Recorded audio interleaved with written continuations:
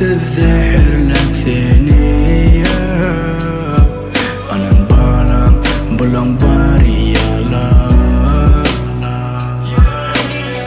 Seneki arzulam benim Din salsan sen özver ile Aktırma gözün yaşını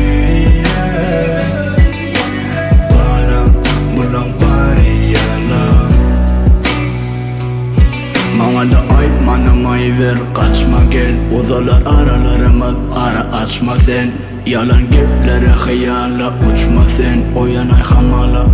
bir düştü sen Dinle yüreğime gelmelim bolur Dinle sen özünü kanını sen bolur Atılın tuhmet yanan bir şey olur Ökünem son belki de geç olur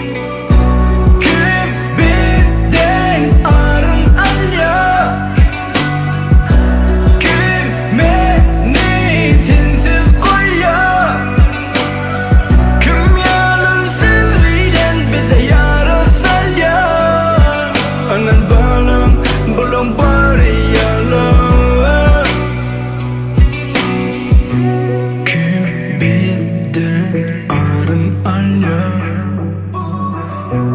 Kim beni sensiz koyar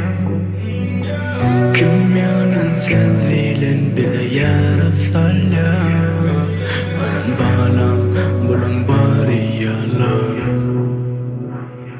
Hafalama kalma gaytadan arasalama kayın Bizden yalansız da baka yok kepi Bugün sen ona yeter kim enneki Kim mertir hakikati alnına kim yetir Yalan hamala mive yöne içi pak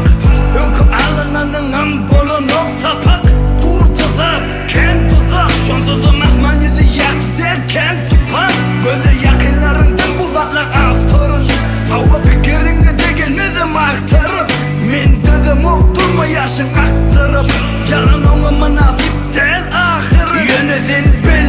yaşayanın sen için Yöne sen bil yalanımı sen için Sana ha işte mi yazar bir kalam Ananma bağlam bulan bari yalan